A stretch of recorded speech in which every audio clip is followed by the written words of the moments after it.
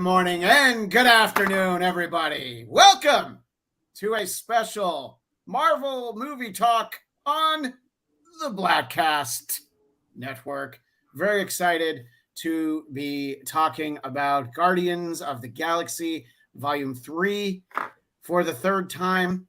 For our Blackcast audience, it's our Guardians Volume 3, Volume 2 episode, and we're excited to see so many people in the live chat as we're doing the show. I believe, correct me if I'm wrong, making her first appearance on one of these shows is our pal Yael Tiegel. Yael, thank you for being here. Thank you for having me. I'm wearing my Rocket outfit from the first movie. I love that you have your Rocket movie, and I have a couple of McDonald's friends that our visual audience got to see, have a little interaction that my daughter Lucy had requested. So I was allowed to borrow them as long as they fought when we started. Speaking of being a fighter, not a lover, the one, the only Jeff Duray, 87D28. So you're a couple batches before Rocket. Is that what I should take away? Yep. They were experimenting on me first, so I'm just saying I take precedent. That explains a lot. And I think that you were able to do a lot of inventing. Speaking of D, our friend Xia Anderson, Bastille Day. So exciting to see you. I think our friends in the live chat, Xia, they might ask that we leave you in the big window for a little while. I don't know why. Don't do that. I don't know why anybody would want to see that. This is crazy. Are you considering changing your name to Dia? Well, more like double Dia. Hey. Double Dia. You know, I hate to give compliments to Xia, especially this early in the show, but it's money well spent. Well done. Thank you. You know, whatever you paid, you got to steal because how many years have I known you now? 5? I don't know, 6. 5 or 6, something like that. A while. And in all that time, you always looked like a 12-year-old boy. And you know, from the neck up, you still kind of have an Oliver Twist quality, but you actually you've improved yourself. It's as though you visited the High Evolutionary and he said, "Wait, I know exactly what I can do." Well, Xia, since you're in the big window right now, let's start with you. We want to start big picture. No problem talking about the spoilers. The movie's been out for a while. We've talked a lot about it on our shows. So we're going to talk all the spoilers about Guardians of the Galaxy Volume 3. And Xia, just talk about heading into it, how you felt about the last couple Marvel movies, and if maybe there was a little of, is this going to be another one that maybe I don't love? I have a lot of faith in James Gunn because I haven't seen something that he's made that I haven't liked in a while. I'm trying to think of something that he's made that I haven't liked. And just, he gets 1,000 points on music alone, particularly in this movie. His music choices, or whoever he hires to do music. I don't know if it's him or if he just has a friend who knows great music. I don't know. He always gives credit to a music supervisor, but you feel like it's very collaborative. I mean, it's the same person he used on Peacemaker and, you know, obviously the Suicide Squad. But yeah, he always has great selections. In fact, I wore my Faith No More t-shirt today specifically for you because I know that we care a lot inclusion with the pre-Mike Patton singer, interestingly enough. Yeah, which is weird because it sounds like Mike Patton has a very particular voice, but I feel like even if you listen to that song, it doesn't sound so far off that you're like, oh, who is this? What is this? It's a great song. Right. It's not like going from Ozzy to Ronnie James Dio. They're very similar. You know, there's also might be a little bit of a talent disparity if I want to throw shade. But I agree, James Gunn really delivers in the music. And we'll definitely talk more about that. Talk about getting to spend, you know, what they're billing as one last time with these characters. What was that like for you, Xia? That's sad. It's sad because they all work so well together. And it's hard. People don't handle change well. And I'm kind of one of those people that when you start changing one of my favorite shows or a favorite movie or favorite ensemble, I'm like, I'm never going to like shit on someone or be like, oh, you ruined it. But let me just interrupt for a second. You'll never shit on someone unless there's enough of an exchange of payment for OnlyFans where they maybe want to see you do that. then I do that. There's a price tag exclusively there. Yeah, right. So you're never going to shit on someone for free. Never for free. Yeah. No. Yeah. So I'm not like the type of person that's gonna be like, oh my god, they ruined it. Well, that's not true. I do that sometimes, but it's just a little bit of when that dynamic is gone. Sometimes it doesn't work as well. So that's something that I'm not looking forward to. Sure. I like that we got the Rocket backstory. I thought that was really cool. I like that we got a little bit of. It's interesting seeing a little bit of Star-Lord with Nebula. Like there's kind of that because she's very similar to Gamora because they her and Nebula sort of had a similar sort of arc going from, Thanos's daughters to, oh my God, we got to stop this guy. But then the Gamora that we have now didn't go through that arc. So it's interesting to sort of see a similar Gamora in Nebula that you're not seeing in the new Gamora, even though she sort of gets there towards the end of it. And then kind of seeing Star-Lord. This was such a good character-driven movie, and it didn't feel like anyone got left out, which is not easy to do in a movie with this many characters. Even Cosmo didn't get left out. Yes! Even Cosmo had a great runner throughout the movie. And to what you were saying about Nebula and Gamora, because, we sort of basically reset Gamora. We have this Gamora from an earlier timeline.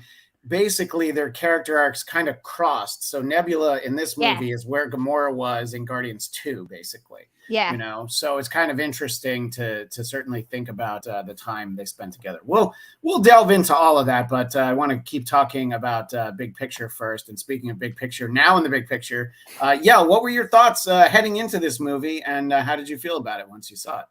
So I'm going to be honest. I think that I struggled with the Chris Pratt of it all. So I was going in not excited. I was like, yeah, all right. Oh, just to interject, you mean his personal life, not yes. Okay. I wanted to make sure that there wasn't anything about the character that I was missing. No.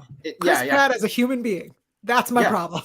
So by the way, on that note, I always say that to me, Tom Cruise is one of the greatest actors we've ever had in our life, because I'll see him in a movie and within a couple minutes, I forget about him jumping up and down on Oprah's couch talking about Katie Holmes. I forget about all the creepy Scientology videos where you see him laughing. And Chris Pratt, it might be a little harder to forget some of it. He's not Ezra Miller, but I think that there's definitely baggage, and it can be hard. So you're saying you walk into the movie thinking like, oh, I don't love Real World Chris Blatt. That's me. I don't love Real World Chris. I do love Real World Chris Blatt. Yes. Oh, you got a ding for that. Thank you. So that was a little bit of trepidation heading into the movie. So going in, I was like, all right, we'll see. Which is funny because I love Rocket. I mean, obviously I love Rocket. And I was like, I've been wanting a Rocket backstory forever. So that's fantastic. Yes, love it. Am I a furry? Maybe. Who knows? I love Rocket. So I think that I was excited, but also, hesitant. I was pleasantly surprised about a lot of things. Not him, but the other things were great. I think that my biggest problem with this film, well, maybe not. My biggest problem. All right, my biggest problem with this film is the amount of animal cruelty.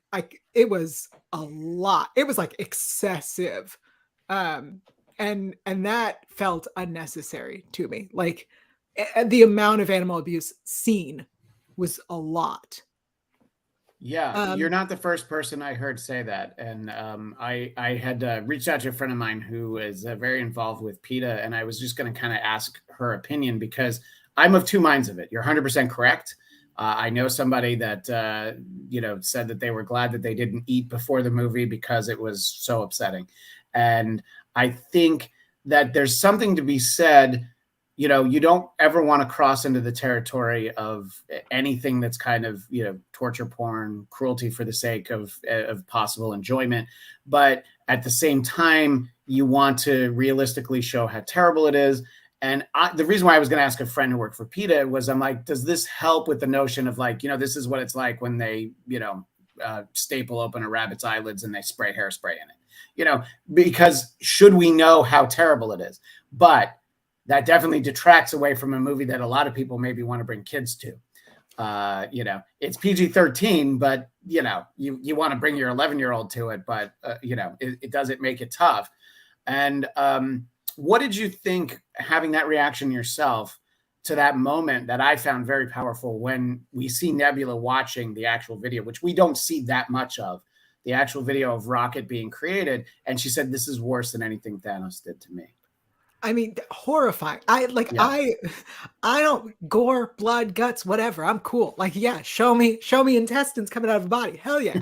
But I couldn't, there was so much, it was just so much of it. I feel like you can get your point across with less that we see even. I think that might be the thing, is that they showed us too much of it. And that really, like, I came out and my biggest takeaway was I need to tell everyone there's no content warning and there needs to be one for animal cruelty.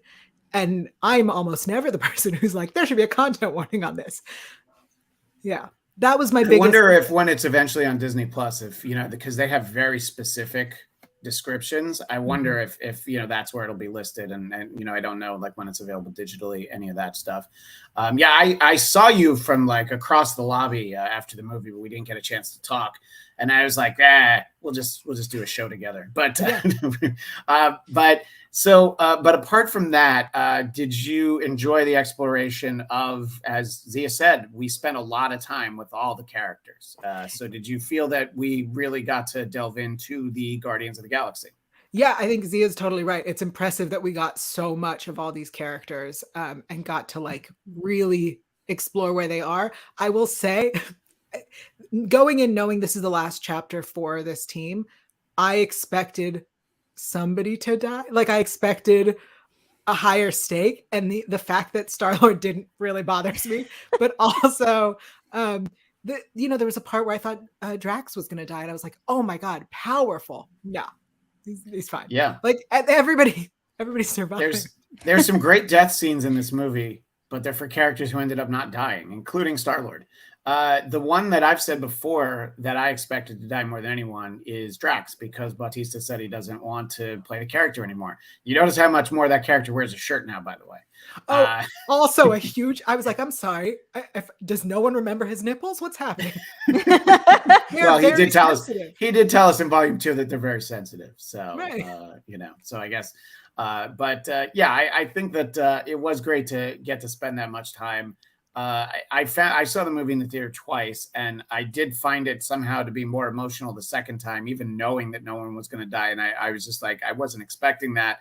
Maybe it's because, I don't know, the first time I see a movie, sometimes you're just a lot of like, I don't know what's going to happen. I'm on the edge of my seat, whatever, except for maybe the Batman. But usually I'm on the edge of my seat, not checking my watch.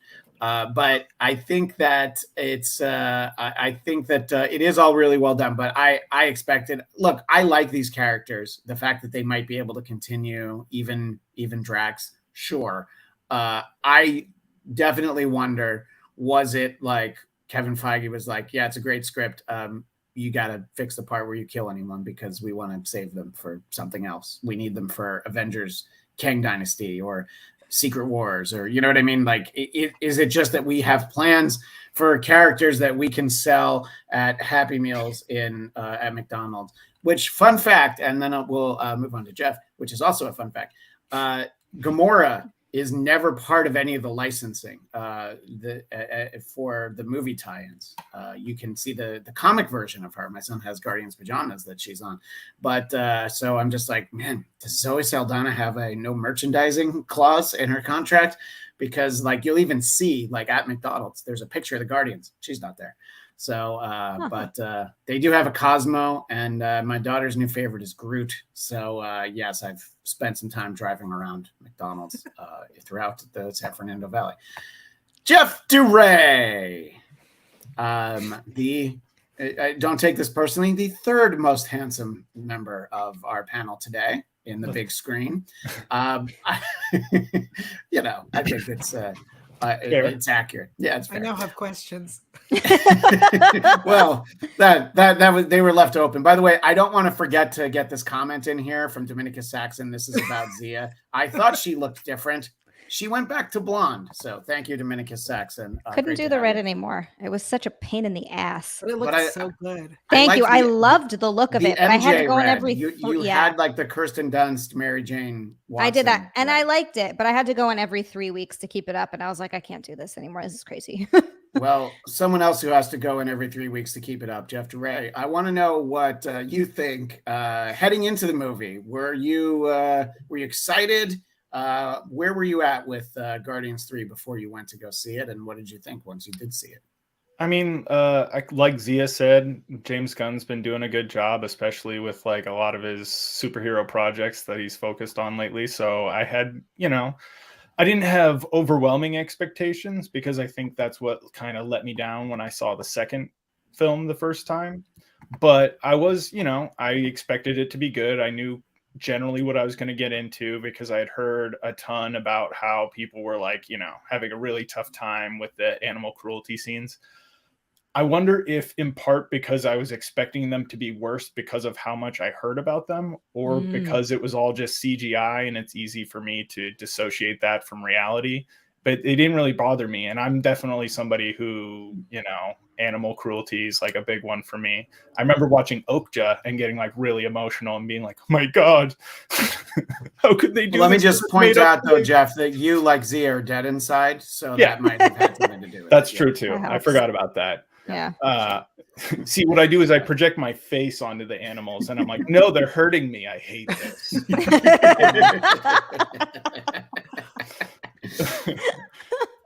Overall, I really liked the movie. I thought they did a great job. I saw it in 3D again, and I'm wondering because when I saw Ant-Man, I saw it in 3D, and the CGI didn't bother me at all.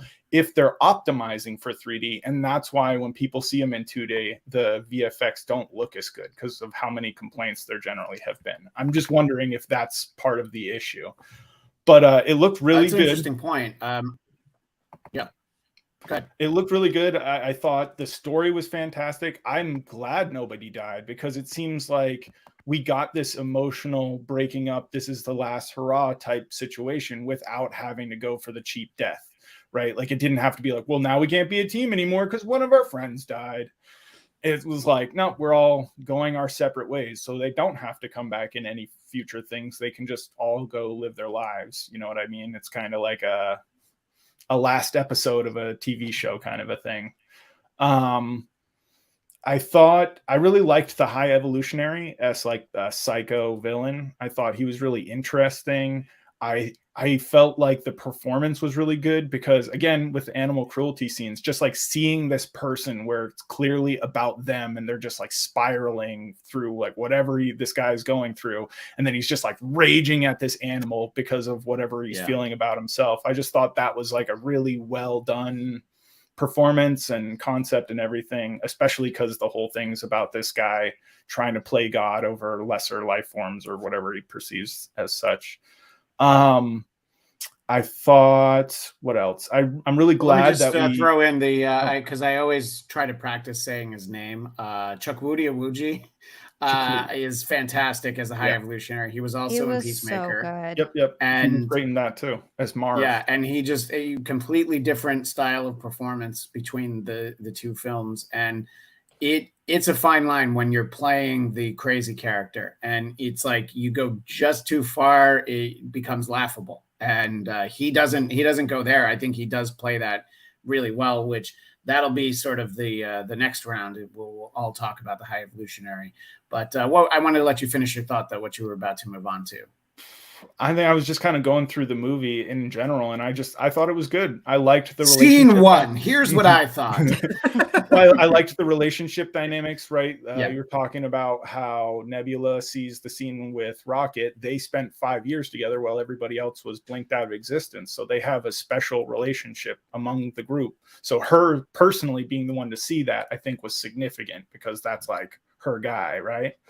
And then that's a really good point too, because of the simple fact that I actually didn't even think about the fact that the two of them, and we see them maybe more in a deleted scene from Infinity War or the early part of Endgame is I think where it is. They're all like standing there and like Rocket's, making fun of Carol's new haircut. I forgot that they had all that time together. And then there's also like 4 years between Guardians 2, like they've established that there's like 4 years of timeline between Guardians 2 and Infinity War. So although Nebula was off plotting how to kill Thanos during that time, I think that there is a lot of growth for those characters, specifically between Volume 2 and Volume 3. And I really like sort of the dynamic that it's like, you really do, and they stress it throughout really all these movies, how this group really is a family for each other. And that was sort of what you were talking about, Jeff, with the dynamics. Yeah. And then I was going to say, like, last thoughts or whatever, I appreciated that they didn't, like I said, with the not killing people off, I felt like they made a lot of they didn't go the easy route narratively, right? You don't just make Gamora be like, and now I'm old Gamora and I do love you and I see it. It's like, no, I have my own family. I'm a different person. She's happy to have her reunion with her family when she gets back with the Ravagers. I thought that was an excellent scene. And I thought it was excellent that they didn't cheaply just have her be like, okay, now I'll hug you guys. It's like, no, I have my own thing. So what is this Earth custom called French kissing? Can you show me, Peter? Yeah, I think that would have been actually the worst turn of events for that character. And I did love that extra scene, towards the end, because Peter even says you don't fit in with the Ravagers. It's like, well, no, clearly she does. And, anytime anybody can get a big hug from Stallone, that sounds good. Yael, I want to ask you about all of that, but let's start with the High Evolutionary with Chukwudi Iwuji, which, now I'm just trying to say it as many times as possible with the hopes that one time I'll get it right.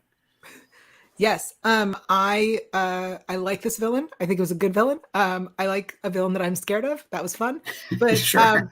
I think my question is, and I don't mean to be negative about the planet we live on, but at what point does a high evolutionary see this planet and go, that's the one I'm going to recreate? I gotta agree with you, Yael, so much on that. So much. Because it's like, wait a second. You want to emulate this? We do not have anything figured out right now.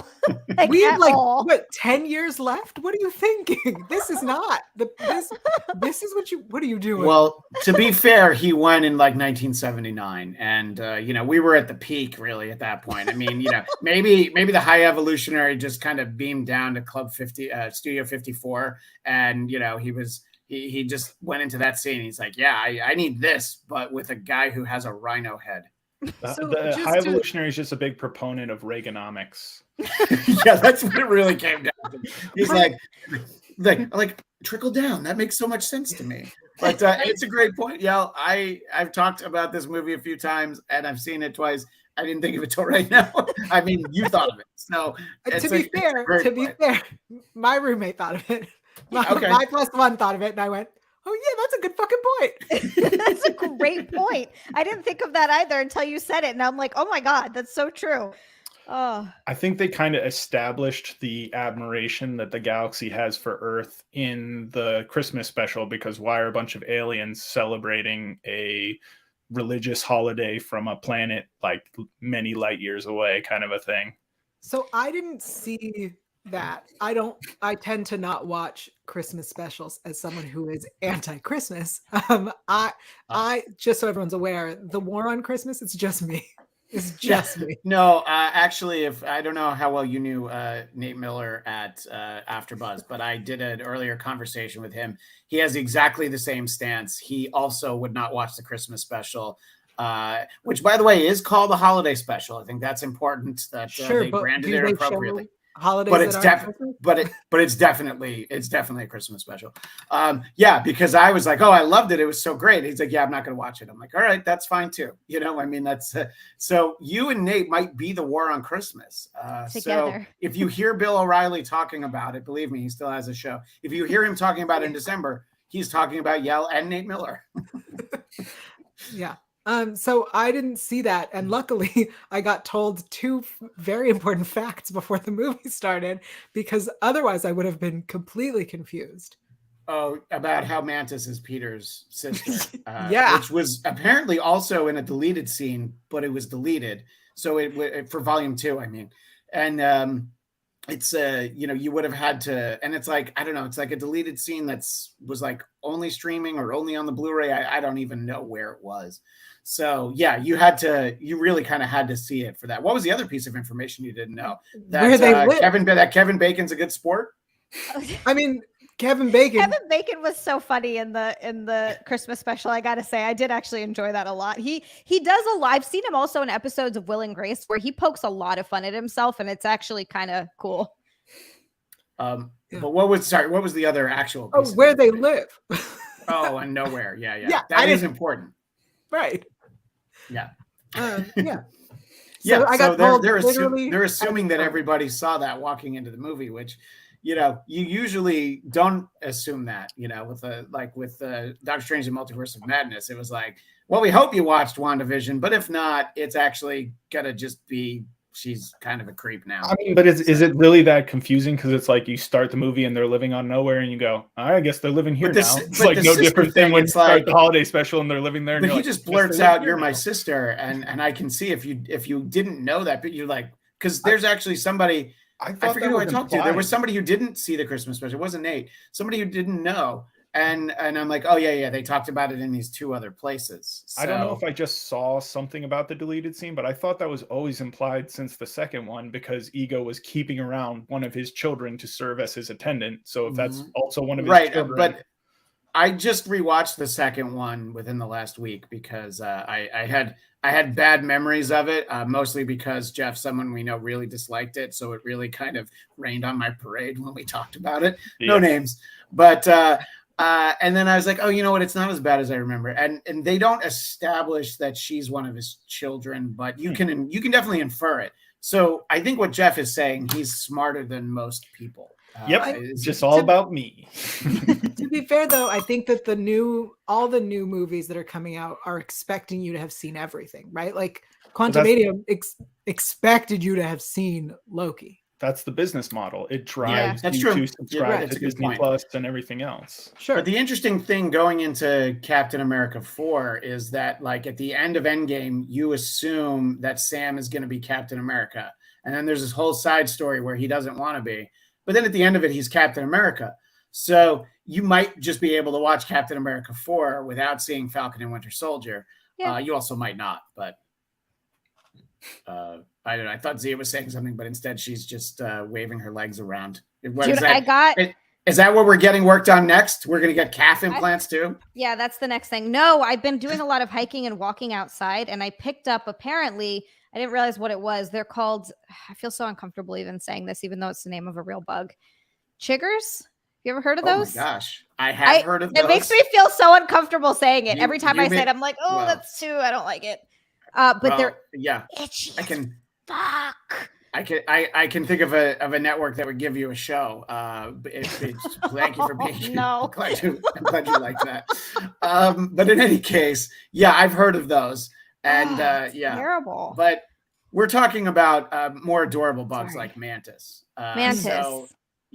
And so that was and I'm sorry. Obviously, it devolves into making fun of Xia and all other side conversations, but finish your thoughts. I'll shut up and play with Rocket. I'm done with my thoughts. I'm concerned about Xia now. The fact that she's in her home is now infested. I'm infested with these bugs. When you go walking outside, apparently they get into like around your ankles and in skin, like in the back of like warm air. So like the back of your knees is like another area. I gotta get some rubbing alcohol because supposedly that gets rid of them. You like rub it, it'll kill them.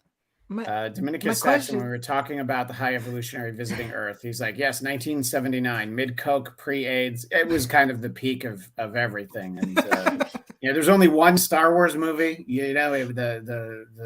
The canon was very easy to follow. You didn't have to worry about anything. Yeah. Well, there was one movie, and Yael, if there was ever a holiday special for you to watch, it is the Star Wars one. To be fair, I've seen just one part of it. That's all you need.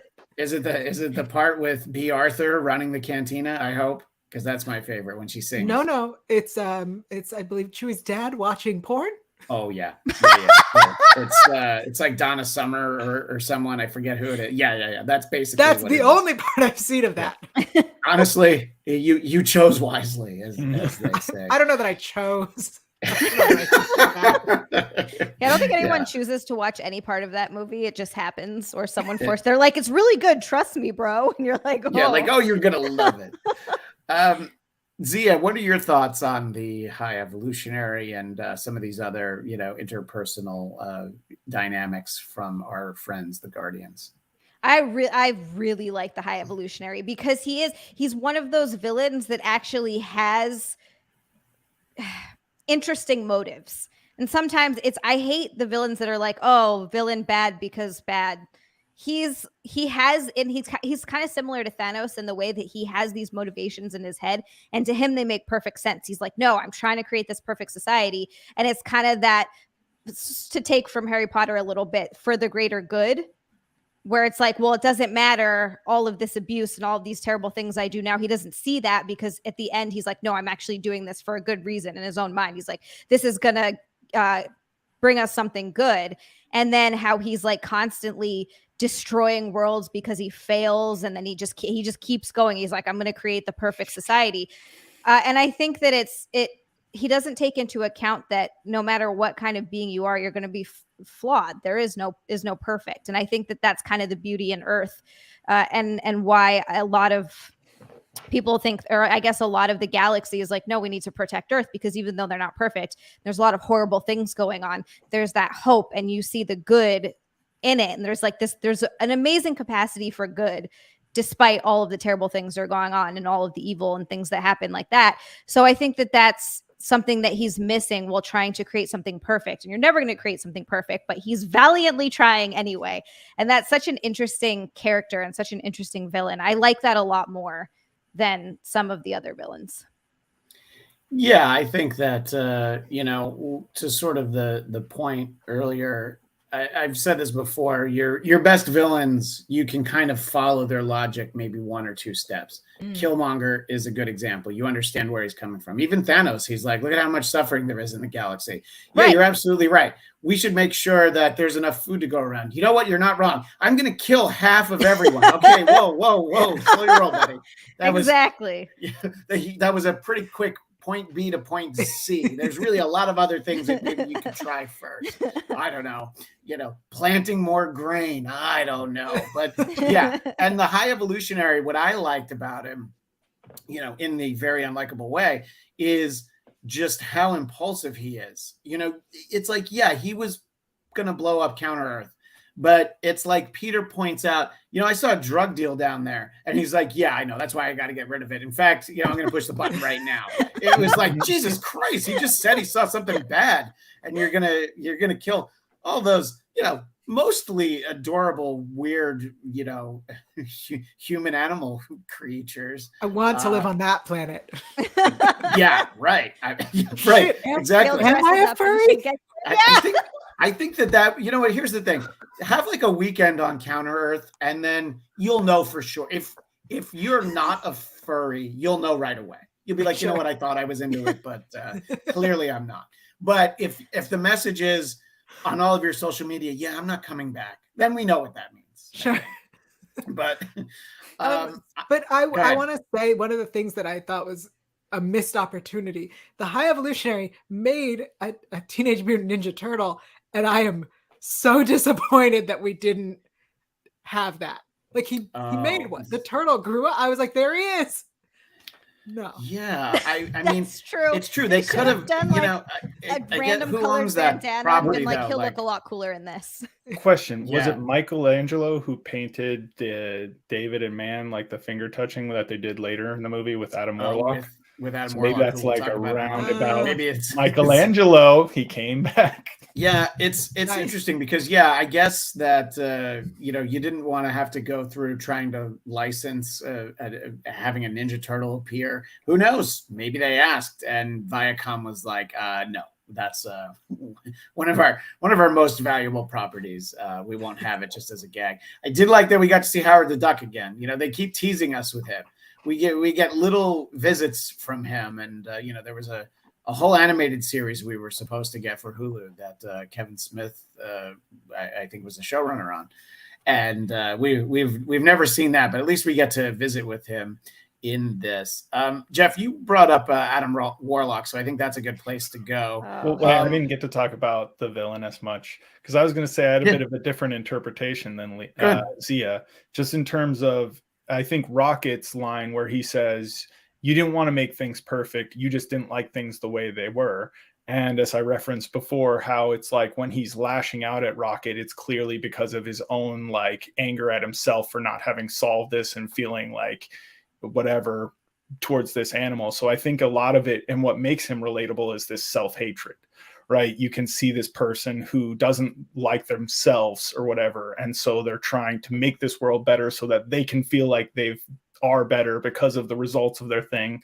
I saw something that it might be a little bit of a stretch, but it's like when the High Evolutionary corrects Rocket, instead of saying I can't, he says can't, because Kantian philosophy is basically that like the ends justify the means. So going through all these horrible things that he's doing to these animals is to create this perfect society.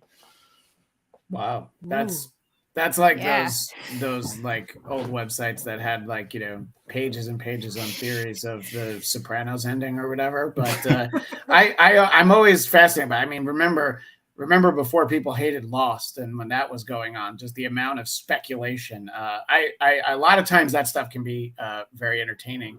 And I think that you really touched on, Jeff, what made him so compelling. And just a despicable character, and then also the simple fact that he can't believe that he engineered this raccoon who is smarter than him. He was able to come up with something that he wasn't, and he's like, oh, I need to dissect his brain, but at the same time I hate him for being smarter than me. It's like he liked him much more up until that point. He like talked to him in a much kinder way. And I think that the High Evolutionary kind of ties into Adam Warlock in the way that we got a very specific version of the High Evolutionary, that he's mostly this like mad scientist who, came up with some ways to, he has like sort of gravity powers, but it's really just a device that he uses. He's not as all powerful as the actual comic book High Evolutionary, which is what I wanted to transition to Adam Warlock and ask Jeff his thoughts on him, because the Adam Warlock, for people who really know the character, he's basically all powerful and can kind of do everything. They made him so derpy in this movie. I'm sorry to jump in. That was just one of my only issues with this movie. That was one of the only ones. They made him so derpy. That's what I was going to ask. Yeah, that's kind of what I was wondering, Jeff. Do you think that they went too far the other way to be like, instead of making him all powerful, let's make him like an assistant manager at a Burger King on the night shift?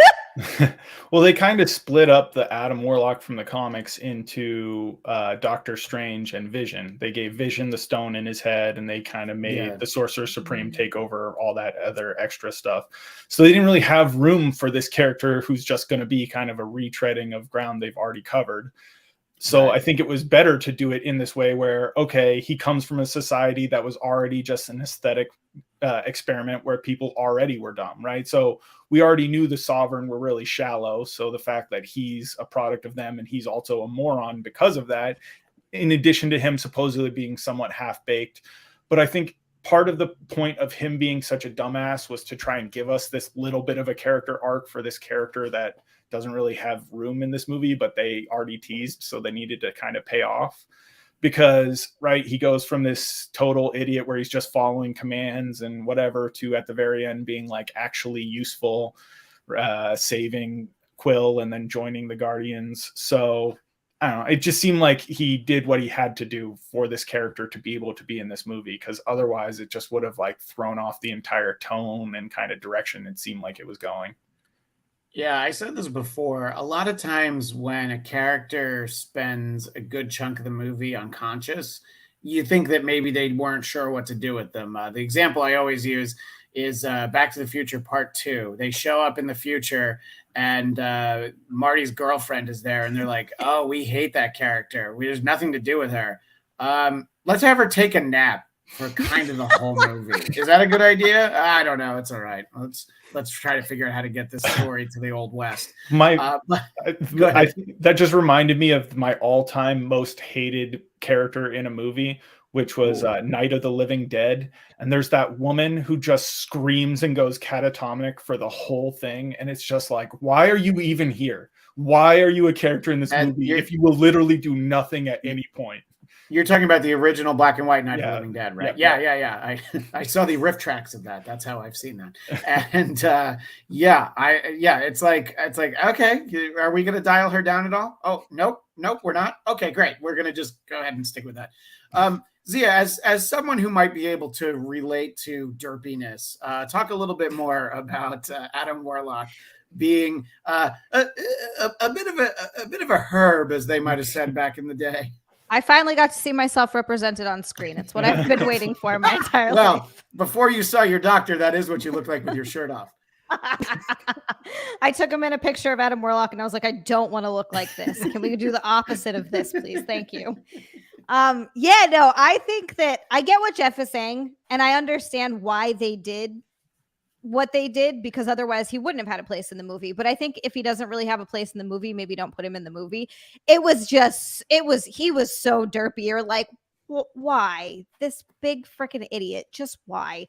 I like the guy that they chose to play Adam Warlock. I thought that he did a good job with what they gave him. So I think I remember when he got cast, people were like, really? This is weird. Like I thought he was great. But yeah, it was just because I think it's because if you know any of the comics at all, you know how powerful he is. So you see him in the movie and you're like, what? Wait a second. He could have dusted everyone, which I know that's boring. I feel like they misused him by saving him for this and not using him in Endgame where he was supposed to be, because he was the one that actually killed Thanos, not Captain Marvel, or like came in and beat the crap out of Thanos. It wasn't Captain Marvel. They fucked that up. They completely misused him and they put him in the wrong thing.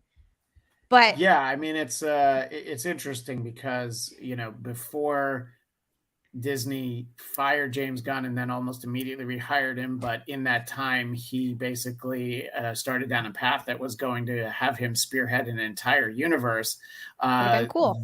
If Guardians 3, maybe there was some original timeline where it would have come out before Infinity War and you would have had Adam Warlock in existence, but you're right, that's not where we got him, and he's not in the story where he would have made the most sense. So it feels like they kind of added him as an afterthought. They're like, well, we have, like you said, we have to use him now because he was teased, so we'll just throw him in there. Like, all right, how do we make this work? Yeah, and it could just be James Gunn was like, well, I know I want to do something different with him. We'll still use this. What are your thoughts, Yael, on Adam Warlock? I didn't mind him. And maybe that's just because at some point we got to see him without a shirt on and I appreciated it. So it was nice. It was real nice. I also, to be fair, I think that like the team at the end, I want that, right? Like telling me the Guardians is over and then going, but here's a brand new team. Rude. So rude. Give me that. Tell me we're spinning off to whatever that is. I'm into it.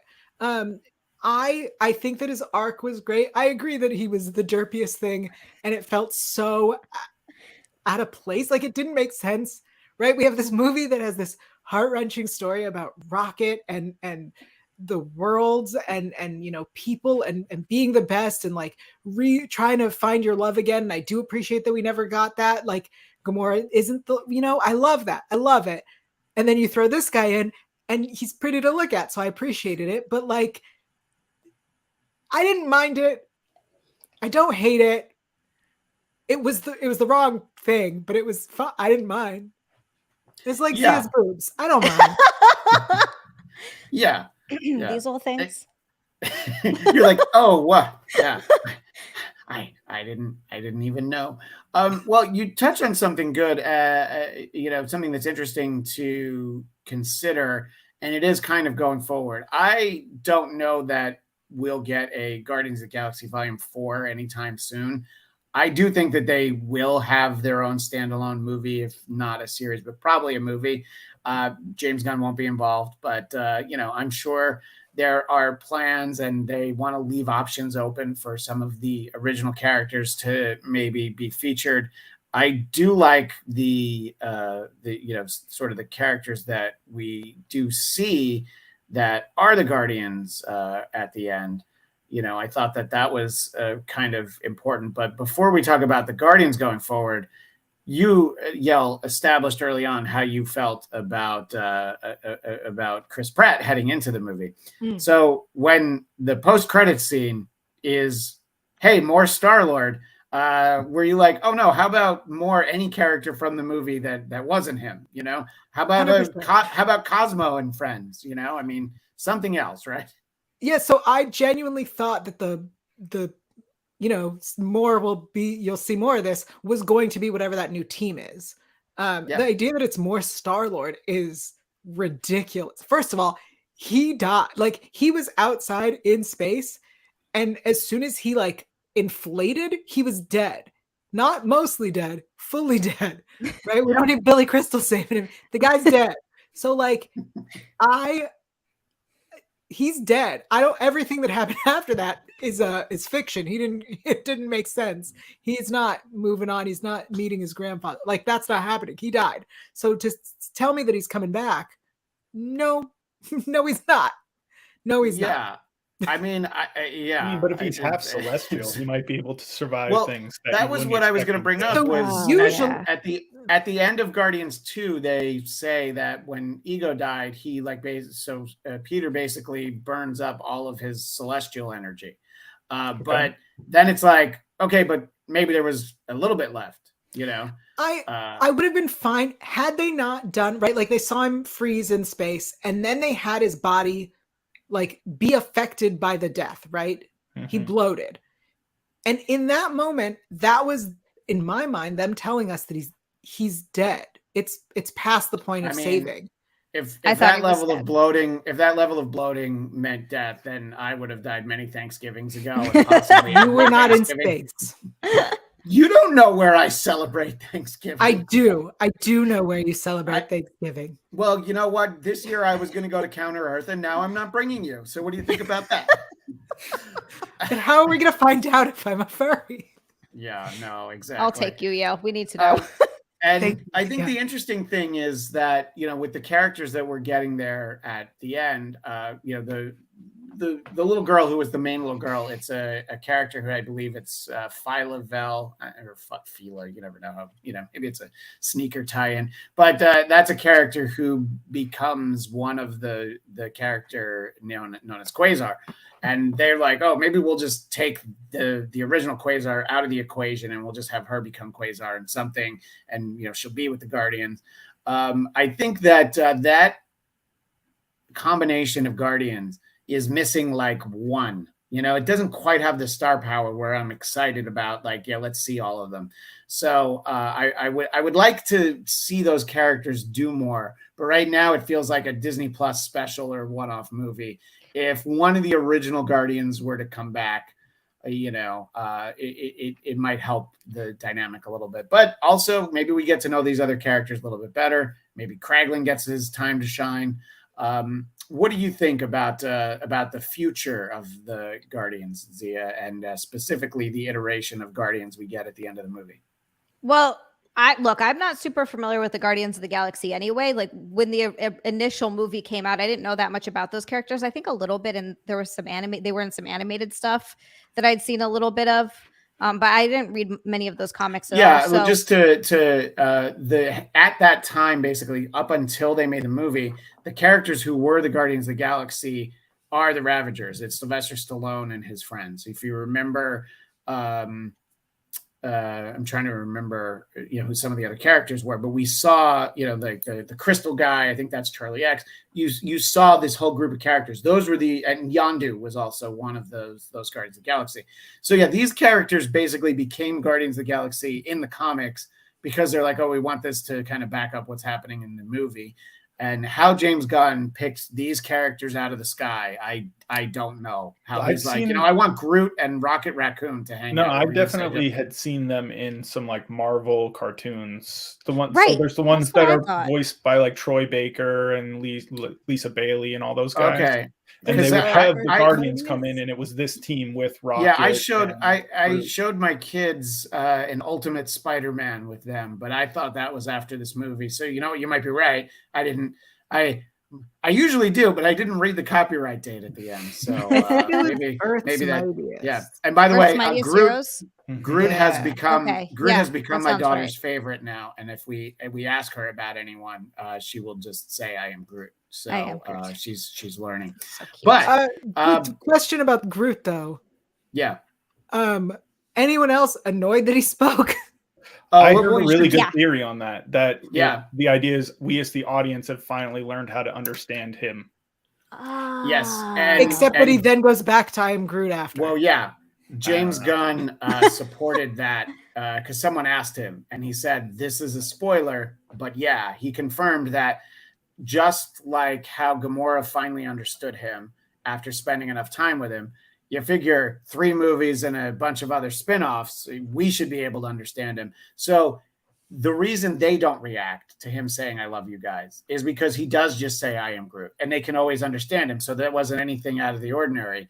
And so that was just letting us in for the moment. But you're absolutely right, Yael, because after that, he then says, I am Groot. So it was like, it was like a good moment. But I don't know when he says it after that, but you're right. It's to Gamora. To Gamora. Oh no, that was before. Or not to Gamora. It's to Nebula at the it's to Gamora at the end. Okay, but whatever the case was, that's what that moment was. But when we first started talking about it, after I'd only seen the movie the first time, it was still a working theory. But then James Gunn has gone on to confirm that that's what it was. And I like being part of Groot's family. I feel like having him look out for me is only going to be a good thing, you know. So I love the way Yael very begrudgingly accepts it. She's like, all right, fine. Some bullshit. It is bullshit that they reverted back to it. Like that's a huge blunder on their part. We should have just had him say anything other than I am Groot. If they had continued it, then that would have been it would have been then I would have been like, got it. I understand. How wonderful. It might have even been funnier if they used one of his supposedly extremely like dirty lines. Because that's like the running gag is that most of his I am Groots are things that you would not be allowed to say in the movie. Yeah, that's a great point. That would have been so good. But look, I think that that character, whenever we see him again, he's going to go back to saying I am Groot for the simple reason that I don't want to put that workload onto Vin Diesel to make him have to, read. But this is family. Lines. That's all that matters. Yeah, seriously. Although he's now trying to extend his last movie into 3 more movies for the Fast franchise. So, that's how it goes. Well, yeah, because obviously if you do Fast X and then you do Fast XX, then you get the crossover everybody wants, which is Fast XXX. So it makes perfect sense. And yes, it is all. It's all only one I'm watching. Wouldn't it be Fast X XXX? That's a very different movie. Indeed. Vin Diesel plays both Dominic Toretto and XXX in the movie, and he has like a brutal makeout scene. They just go at it. I want that. While Groot like I got watches, tickets already. Groot's in the corner watching. Saying I am Groot, but it's the dirty stuff. Well, of course we somehow devolved into talking about XXX hardcore porn, but that's a perfect time to spin things back towards Xia. So what do you think going forward with these characters? What do you want from the Guardians? What do you want from a possible continuation of Star-Lord's story? I do want to see more of Adam Warlock. That's what I'm curious. That's what I want to see more of. I want to see more of Adam Warlock. I want to see more of his character. Oh, just not his character. Getting less derpy, wearing no shirt. He doesn't need clothes. Why would you put clothes on that man? I definitely agree with that one. But yeah, I want to see more of that. I do feel like, and not because I personally have anything against Chris Pratt, but that's also only because I don't know what he does in his personal life. I have not paid any attention at all. I have no idea what's going on there. But I just feel like his character, it came to a natural conclusion. I feel like they're like, Star-Lord will be back. And I'm like, but why?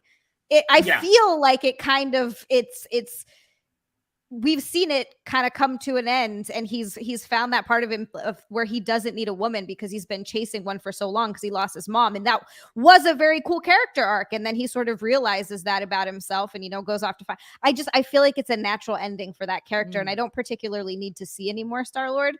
So that I'm kind of like, I would be happier with Adam Warlock taking up the mantle and going.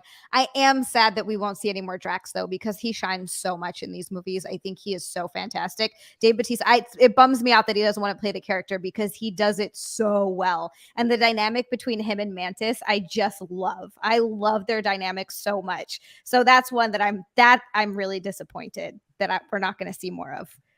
Yeah, I found it interesting too that Mantis decides to head off. I don't see that being a movie, but or even really a series. But I would love like a standalone, a special like they did Werewolf by Night, or you know what I mean, like just a story where I'd like to see what Mantis is up to. And I'm sorry, what did you say, Jeff? Sorry, I was gonna say Mantis and the Abelisks sounds like a girl punk pop band. It absolutely does. It does. I like it. I'd buy a 7-inch single. There's not a whole album, but I'd listen to a song for sure. You just want to hold 7 inches. Yeah. For once. Sorry. It would be nice. Just once. Speaking of Adam Warlock. So Jeff, your thoughts about these characters sort of continuing. There was the expectation going in that, we knew that this was James Gunn's last movie, but I thought some of these characters would survive. I didn't expect all of them. And then they're sort of left at like a crossroads where they can kind of do anything they want with them. What do you think would be the most interesting to have happen with all of them, Jeff?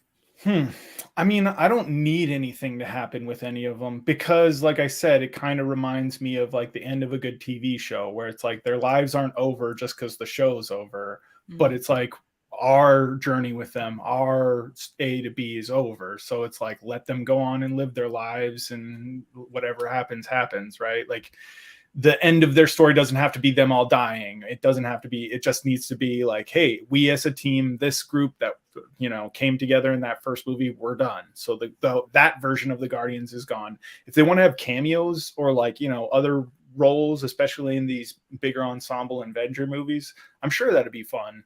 I don't know exactly what that role would be. I'm sure they'd have to have that like cooked out based on what the storyline's going to be. I definitely don't need more Star-Lord. I don't, like Xia said, it was like we got his character arc. He went from a childish whatever, like running away from home to came back home to his grandpa, even as like he misquotes the situation because of the trauma that it was from the first part. He says that his grandpa like pushed him out of the thing. His grandpa kept him from running away. So it's just like his memory is skewed because he was a child and it was like this big traumatic event. And now he's grown up. He's able to like reconcile that. He's back with his family. So it's just like, where is there to go in the journey? Like that was we started with him leaving the family. Now he's back with the family. We don't need more Star-Lord. It'd be fun to see Rocket as the leader of the gang. But again, I think that could be like smaller episodic type stuff or just, I just don't know what a whole movie of that would be. I don't know. I'm sure they're building for something, but I've also noticed this trend of a super duper powered little girl who's like not even preteen little girl. And there's always like the most ultra powerful among everybody at the end of the movie, like in Thor, Love and Thunder and everything with Eternity. Yeah. So it's just like, I'm sure they're building to some like young Avengers type thing, right? You wouldn't have that many young people being introduced in your movies with like these kinds of powers. Yeah. That's not going to be that's a great point because we know we've got sort of like the young Avengers with like Yelena, Black Widow, Kate Bishop, Hawkeye, but now you're talking about like the tween Avengers and interesting to think that an all-powerful being could list Korn as one of her favorite bands, but I guess that's the I liked it. No, I know you. I'm that sure was a good did. Answer. I was like, well, hey. I love that her two answers were Britney Spears and Korn, and it's like, oh yeah, Rocket really did just kind of turn that dial to 2000s and stay there. It was like, yeah, I'm not gonna really listen to anything. He doesn't want to be called a freak on a leash. By the way, somebody asked James Gunn because the Zune was something that Yondu had, and I guess in the second one, Kraglin talks about Yondu deleting some of the songs there, and then here's what he liked. And someone asked him what was the first song he deleted, and James Gunn said, "Starships, we built the city." And I was like, yeah, that's a really good one to get out of there, isn't it? It was bad enough that they used it in a Muppet movie. Let's make sure that the Zune doesn't have that in there.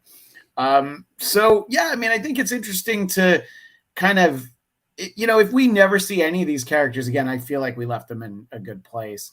I just think the reality of building a universe like this and, having big events, there's going to be reasons why they need these characters, that, or like they have plans for them. I don't know if they need them, but they're going to have them interact with the Avengers.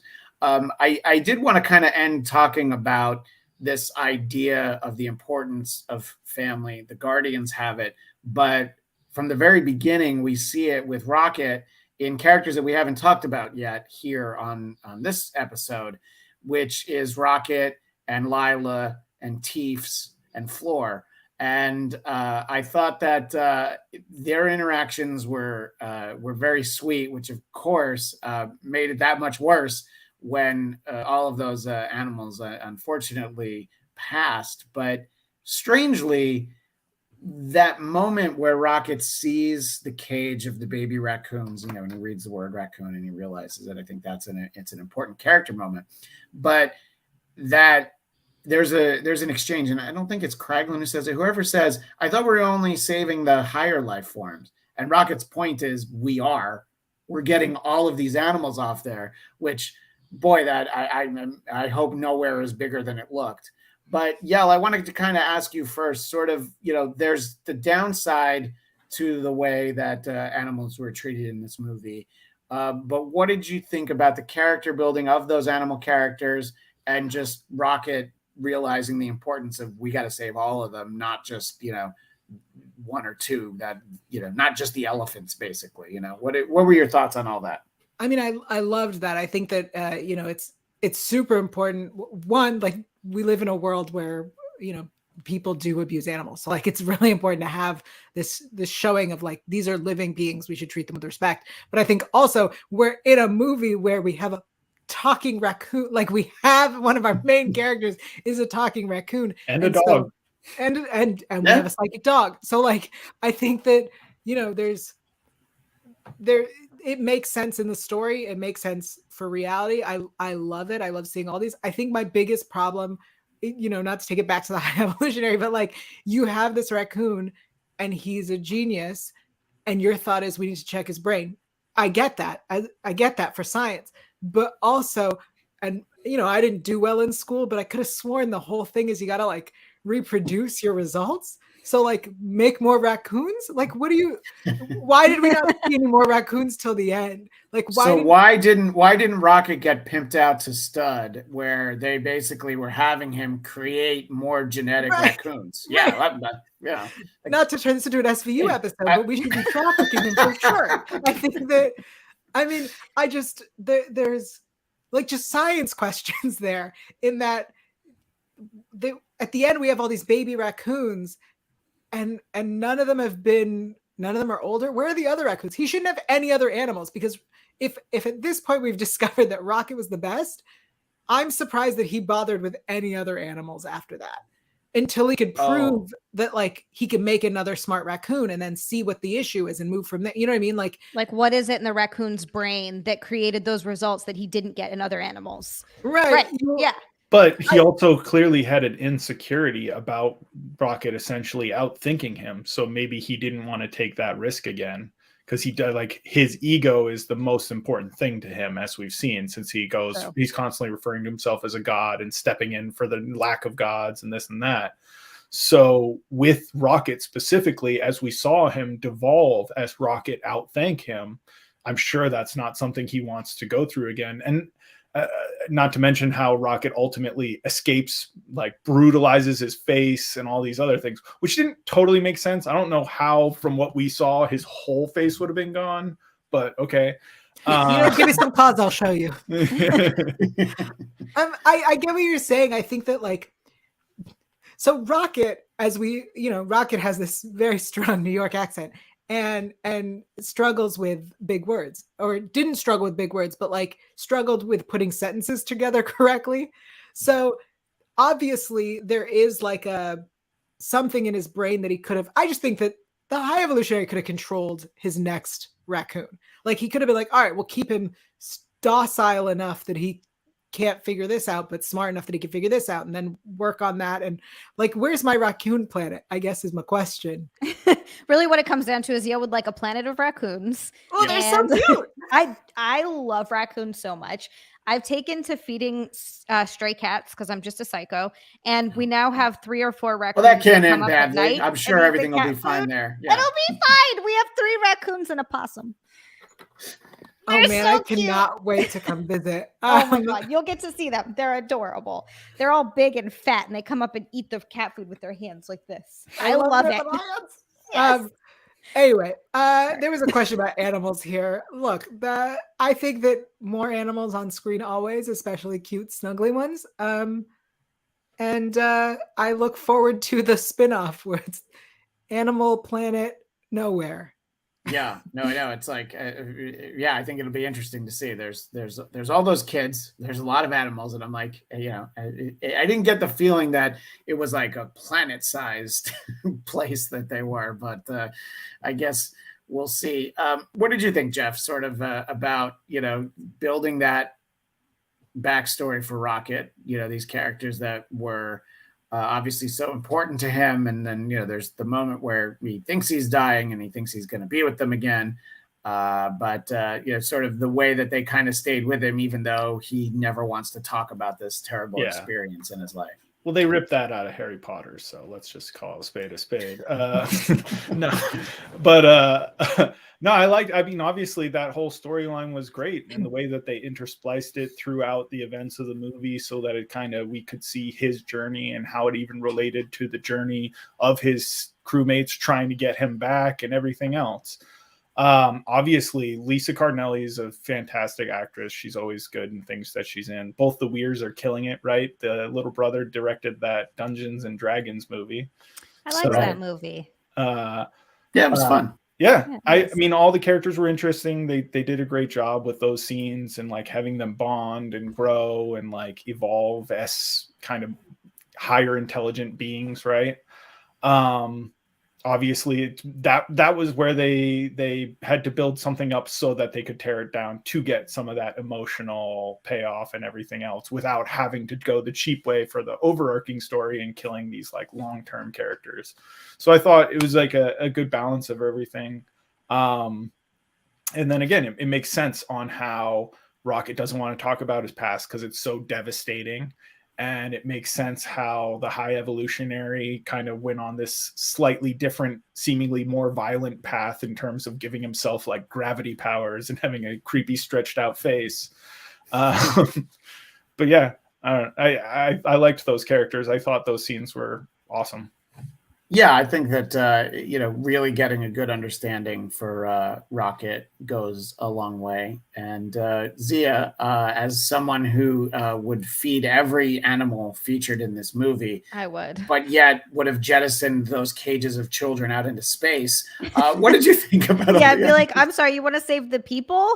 Forget the people. We're saving the animals first. The kids can, whatever, they'll be fine. They're all super powered. They can live in space, right? I think one of them is super powered. Oh, just one? Well, the rest will be fine. Pretty sure. She can save the rest of them. No, I like the animals. I love that aspect of it. And I like that they sort of humanize animals in a way that we don't really do often. Because it's often they're just animals or animals, right? We do that now. And, you know, like, look, I'm not going to stop eating meat. I eat meat, so I'm part of the problem. I get it. But the way we treat our animals just in general, like the way they're raised for meat, is, I'm not saying I'm not against eating animals. It's just the way that they're treated before we eat them is horrendous. It's so terrible. And it's because for some reason we can't look at other living things because they don't have that higher brain function. We don't look at them as worthy of being treated well or respect or love, like whatever it is. We pick and choose what animals we show respect to, right? Like it's different for each country, which I also find so interesting because in some countries they eat dogs and here we're like, oh my God, can you believe? But then in other countries we eat cows and to them cows are like sacred and they would never eat a cow. And it's so interesting how it's different culture to culture in different countries and stuff like that. But at the end of the day, it's kind of the same for every animal, right? But but yeah, so I kind of liked the way that they brought that into the movie and make you really, really, I knew as soon as they started, obviously something bad happens to those animals, A, because Rocket doesn't talk about his past, B, they're obviously not with Rocket anymore, but they really do a great job of spending enough time with those animals so that even though you know something bad is going to happen, it still really hurts when it does. Yeah. You're like, oh my God, this is awful. The second time that Lila said, yeah, it is good to have friends. Oh no, don't say that. No, it was so terrible because you know what's coming. And then when it happens, it's just like you got stabbed in the gut and they twisted the knife, even though you know it's coming. So I think they did a good job with that. All in all, yeah, I liked that whole storyline, even though it was painful. One other thing I want to specifically ask Xia about, as we know that you are a trash person who uses foul language. That's why I like raccoons so much. Yes, because you're an aspiring trash panda yourself. Aspiring trash panda. This is the first MCU movie with the F word in it, so you must have been like, "Oh God, finally!" Yes. And I might add that when I was very little, just learning how to form words. Look, my dad wasn't the most dad role model-ish type of parent in the world, but apparently I was walking around at the age of like 2 or 3 being like, fuck. And my dad thought it was hilarious, but decided he should probably stop saying it so much around me. But I just, I think that kids will be fine if they hear the F word. That's all I'm saying. Because I'm totally fine. In a PG-13 movie, you get exactly You get one. You get one. Yeah. Everybody gets one. And it has to be an hour in. Is that what it is? Yep. Oh, can't be in the beginning. You can't be in the screen. You got to warm the kid up to it. Xia, I have trouble saying nice things to you, so I'm just going to let Lewis say this from earlier. Xia is hot as AF, hot as AF, and is here. Love you, Xia. You're beautiful as ever. Also, Guardians, funny and cool. You notice how he eventually is like, oh yeah, Guardians was all right too. But check out Xia. So, thank you, Lewis. That's all I needed for the day. And he also adds little Xia was cute in a potty mouth. I mean, it was probably cute when you were a kid. Now it's just like there's children around, and you're like, yeah, I don't care. Look. Like, fuck those little what? Words are words. Children well. Yes, words are words. How about we don't abuse our children? How about that? They can hear a word and they'll be fine. Let's not abuse them. I feel like that's except for certain words. Certain words aren't just words. Well, if your problem is the F word and not the misuse, the mistreatment of animals, then that's a whole other problem. That sounds like a you problem. Daniel Drew is helping us as he always does. He's talking about Nowhere. It was pretty massive looking inside in the first movie. I guess that is true. I think it's much larger than it seems. So you're saying it's bigger on the inside. Is that what you're saying, Daniel Drew? They should paint the outside blue. Yeah. Somebody else asked about if it's the size of Pluto, and I will say Pluto's a planet, and absolutely.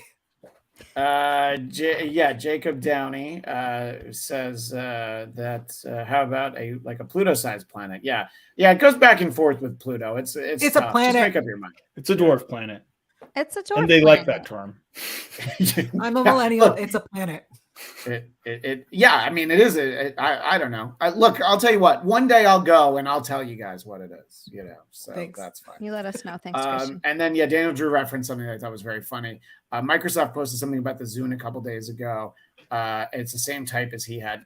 So whoever runs Microsoft's social media was very funny. They're like, "Hey, we found this," and it's a picture of a still in box Zune, and we think it works. We'll give it away to somebody who likes and retweets this.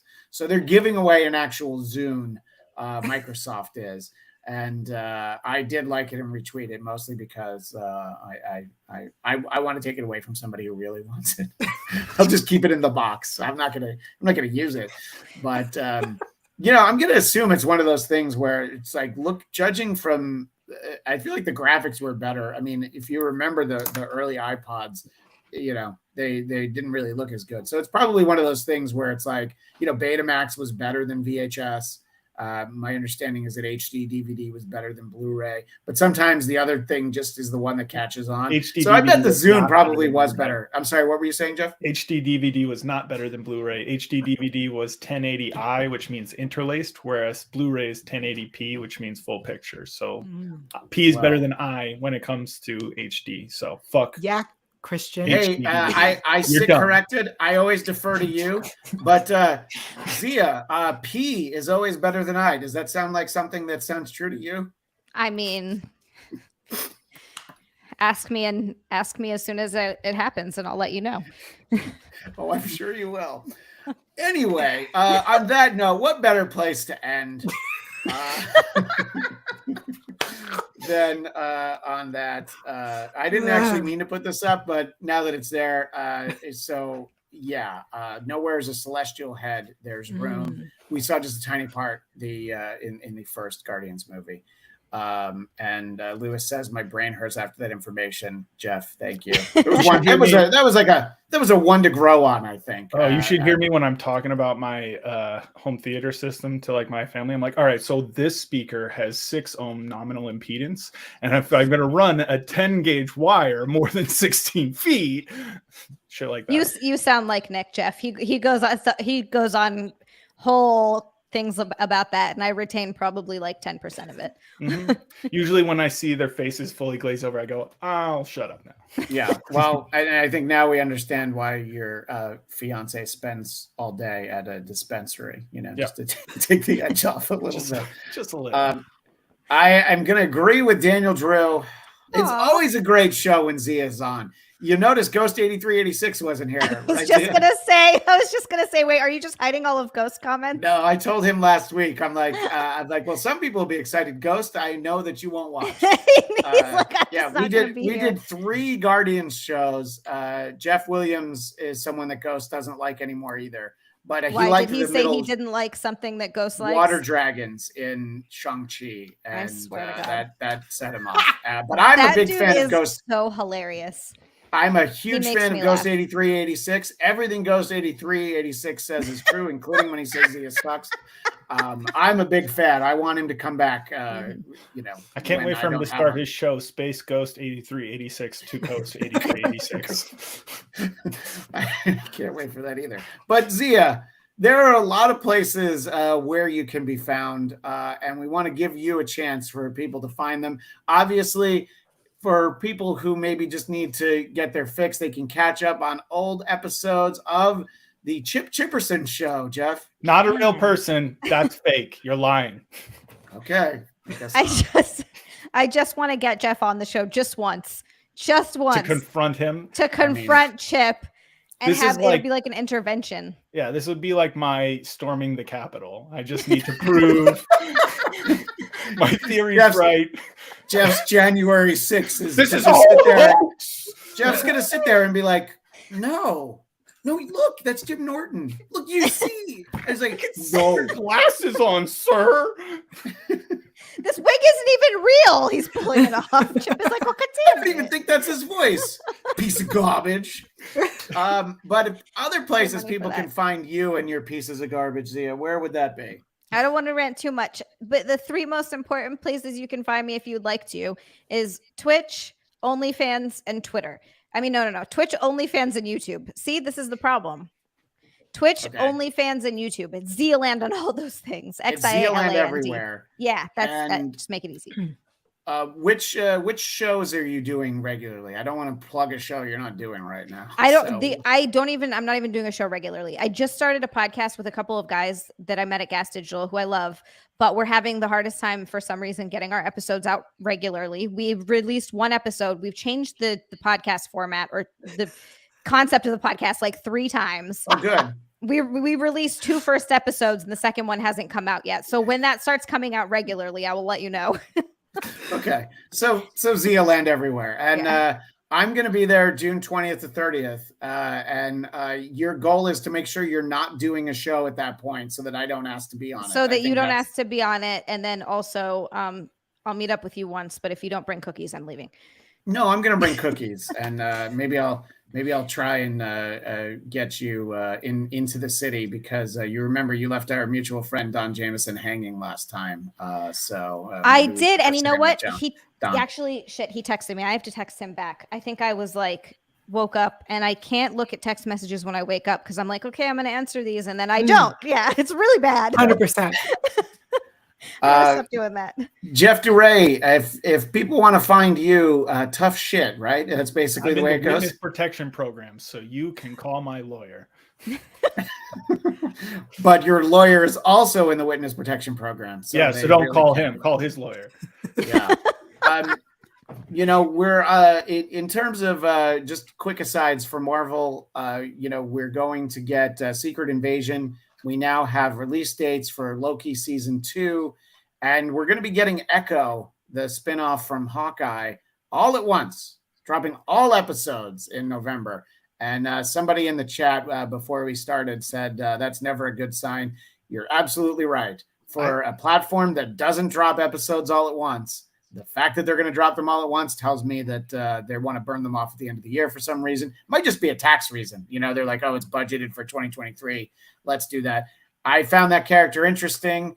Boy, they've really slowed down the Marvel content, though. It was a lot easier to do this show when there were movies every 3 months and a show in between. But I'm excited for Secret Invasion. We're about to get into the Spider-Verse. Well, that's not MCU. That is our friendly neighborhood Spider-Man. That'll be the next episode that we're back for on Marvel Movie Talk. But Yael, if people want to find you and talk about SVU or other things, where do they go to do that? I am everywhere on the internet at Yael Tiegel, YAELTYG, IEL. I know it's a whole bunch of letters. You can find me on Sundays at 2 p.m. Pacific, 5 p.m. Eastern, talking SVU, Law and Order Special Victims Unit, the greatest show of all time. And we will be doing that through the summer, doing old episodes.